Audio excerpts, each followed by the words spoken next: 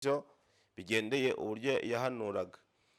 Hari abandi bantu banariza Bibiliya rimwe bagaragaza yuko Eliya yahanuye cyangwa se yari umukozi w'Imana usa n'umuntu udafite tuvuga ngo wenda ubwenge, atashinze imizi mu buzima bwawe.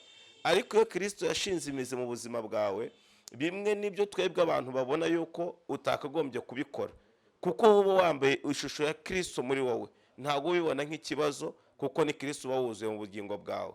Niyo mpamvu ubuzima burimo Yesu burya bworohera abantu bamufite. Bikora amaze kubivuga, nawe urumva ayo mapfa yagombaga kumugeraho, ariko kuko yari ari mu nzira y'Imana, Imana nayo yahagaze mu ruhande rwayo, imuremera ishimwe n'ihumure, ibitesheje abandi ndetse n'ibihangayikishije abandi, we hasa n'ubifitiye mu ihumure, kuko turabizi uburyo yatunzwe, uburyo yabayeho agaburirwa, uburyo yagaburiwe amazi akayabona.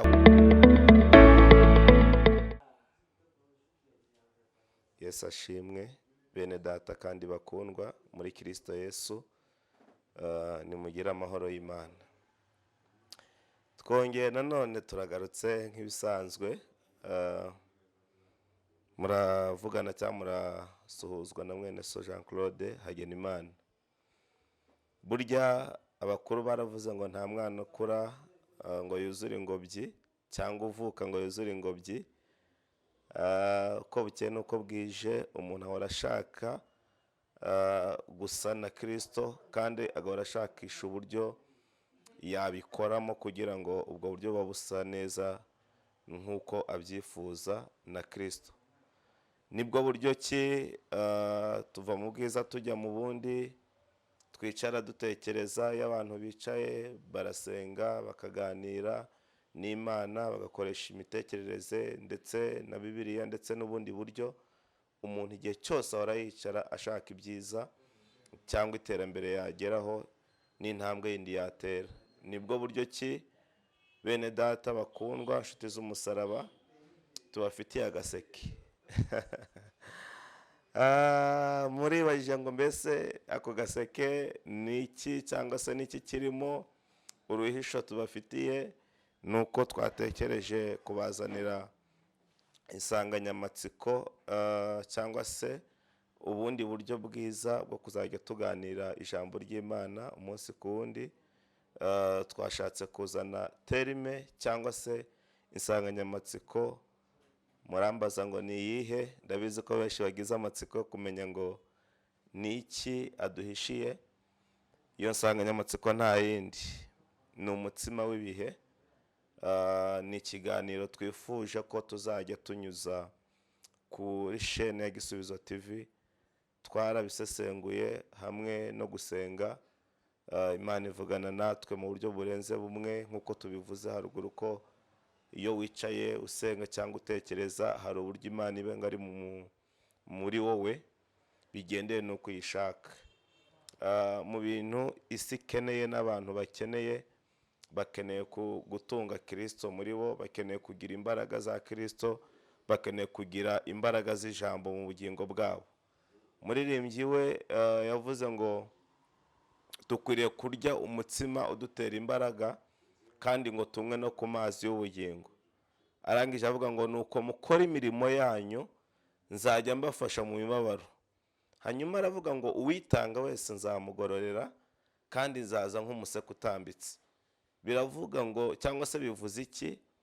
Iyo umuntu afite umutsima, cyangwa iyo yariye umutsima ari we Kristo, ari ryo jambo ry'Imana, uba ufite imbaraga mu by'ubu bugingo, kandi ukagira imbaraga mu by'inaha.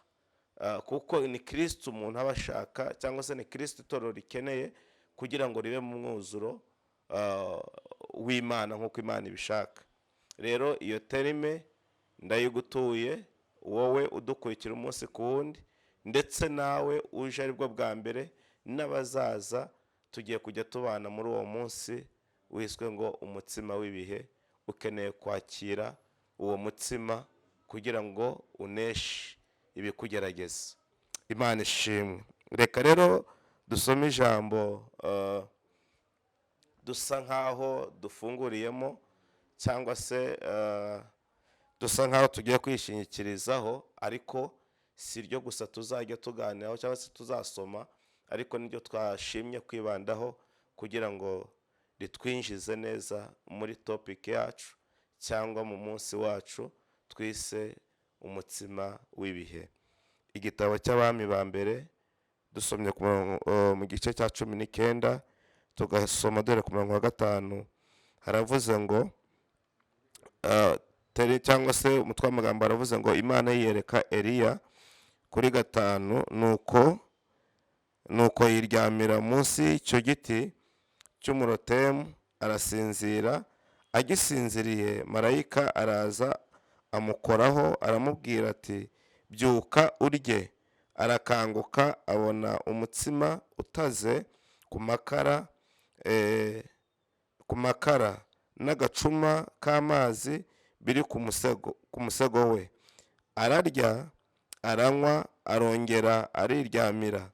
Marayika w'Uwiteka agaruka ubwa kabiri amukoraho aramubwira ati byuka urye kuko urugendo ari runini rugukomereye. Amen. Reka tugarukire aho ngaho. Ni igihe murabizi amateka y'uyu mugabo Eliya, uburyo yari umukozi w'Imana. Yari umukozi w'Imana ufite imbaraga, yari umuhanuzi utagira ibyo atinya.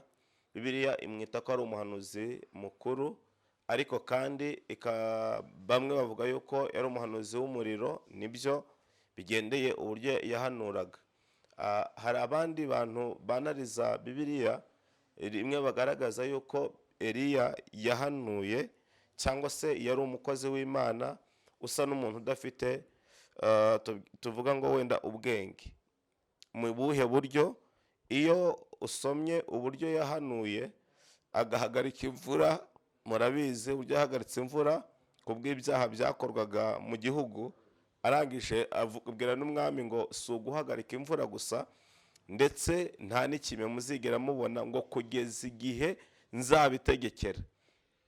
Abasesenguzi baravuga ngo uyu mugabo impamvu babyita ko nta mibare yasizemo cyangwa nta bwenge, nuko ari mu bantu bahanuye ibintu kandi babihanuriye mu gihugu nawe ubwo atimutsemo.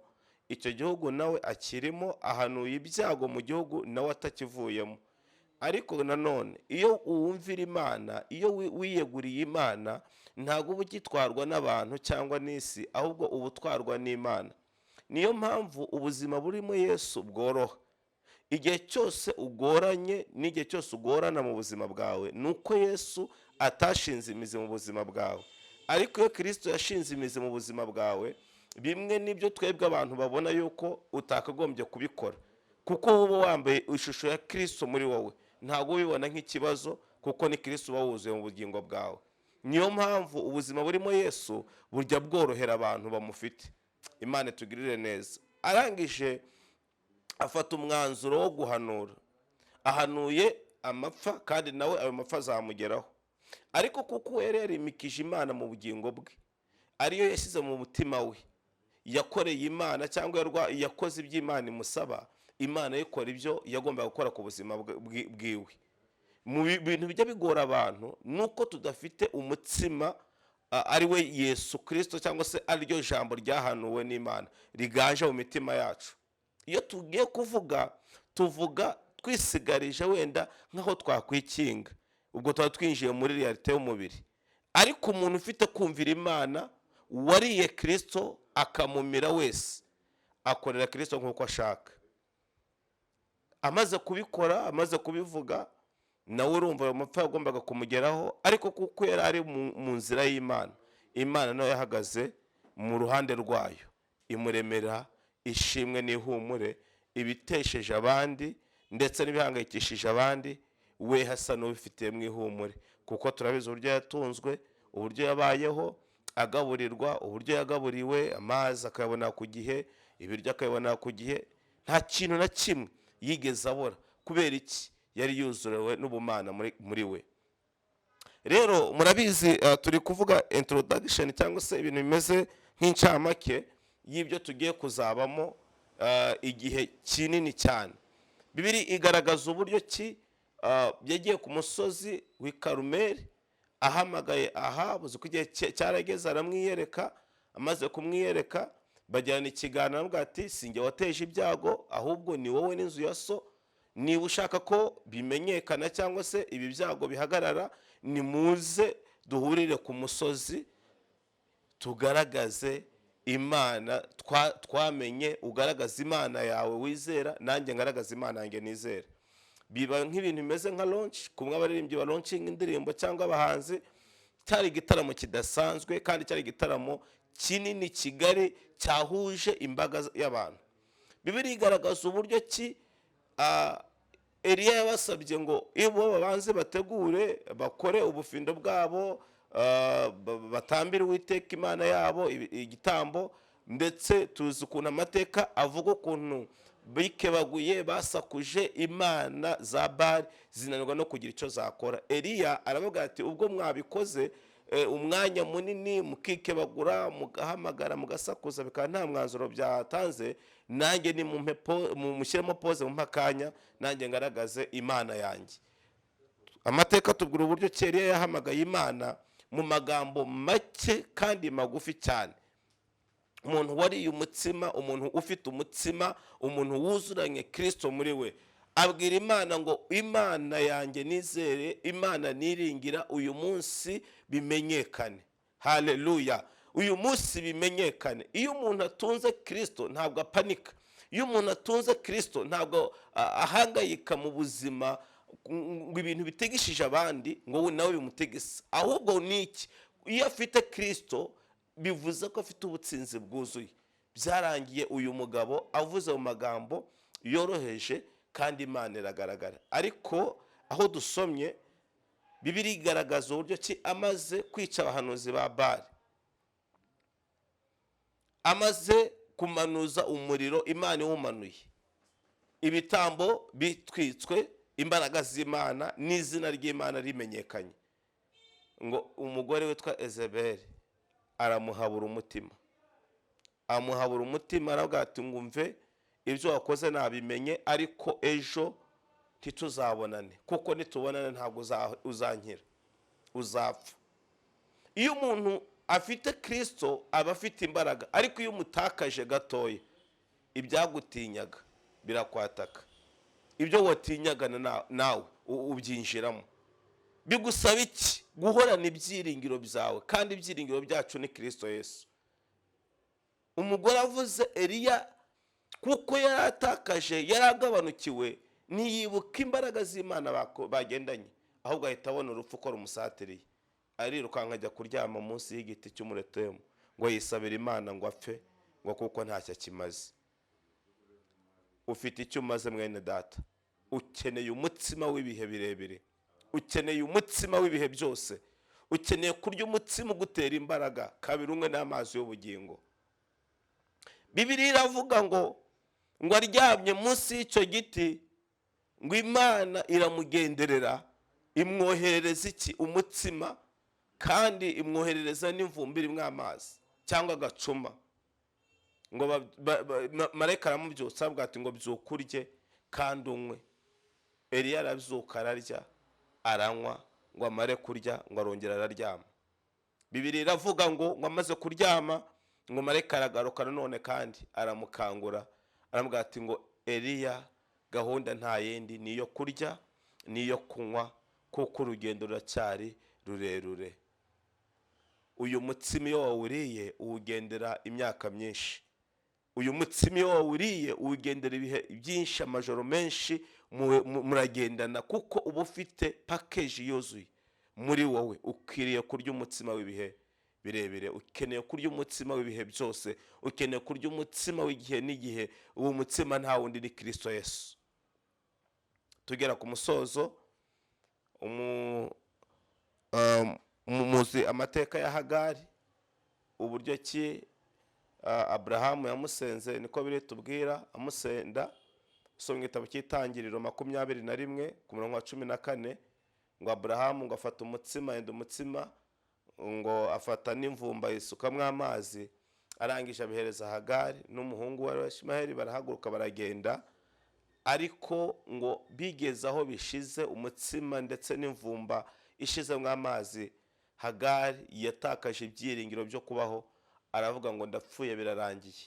Agera aho yicara areba ukwe n'umwana we areba ukwe. Ariko icyo nkundira Imana, haleluya, Imana iyo iri mu ruhande rwawe ikaba mu ruhande rwacu, nta mubisha wacu. Dukeneye gutunga uyu mutsima ari we Yesu Kristo, kuko nitumugira nta soni tuzagira. Hagari yongeye kugira ibyiringiro by'ubuzima ari uko marayika amwiyeretse amubwiye ngo nubwo wihebye ariko hindukira urebe hakurya. Ngo arebye hakurya, arebye impande ye abona isoko ridudubiza, ngo nuko afata ya mvumba yongera kujya kuvoma amazi, yongera guhembuka. Yesu akwiyereke mu izina rya Yesu. Dukeneye kurya umutsima w'ibihe birebire, w'ibihe byose. Uwo mutsima ni Yesu Kristo. Shalom, shalom. Reka dusenge kandi Imana izabana natwe muri iki kiganiro cyangwa muri no topic, kandi nawe uzadufashe kugira ngo dukomeze tubane. Ujye udushyigikira mu buryo bwose ubikoramo, wohereza abandi, udutega amatwi. Imana izabigera umugisha mu izina rya Yesu. Urakoze Mana kubwo irihishurirwa uduhaye kuri no chaîne ya Gisubizo TV. Tugushimiye umugambi mwiza udufite umunsi ku wundi. Tugushimiye uburyo cyudukurikira na umunsi ku wundi kandi ukaduha kuba hafi yawe. Tugushimira ijambo uduhaye nk'ihishurirwa. Duhereze Mwami Yesu kurya umutsima w'ibihe birebire, kandi uyu mutsima tumenye ko ari Kristo Yesu. Uyu mutsima tumenye ko ari wowe. Ukuriye abariye package, ukuriye abariye ijambo, ukuriye abariye ubuzima. Nitukurya tuzakira ubuzima bwawe muri twe kandi dukoreshwe iby'Imana ishaka. Reka mwene data wese turi kumwe udukurikiye mu buryo bumwe no mu bundi, data wa twese umuhe kumenya ko akwiriye gutunga Kristo nk'umutsima umutera imbaraga mu by'ubugingo. Ganza muri twebwe, tegeke mu buzima bwacu, mu izina rya Yesu Kristo tubisabwe twizeye. Amen. Shalom, shalom.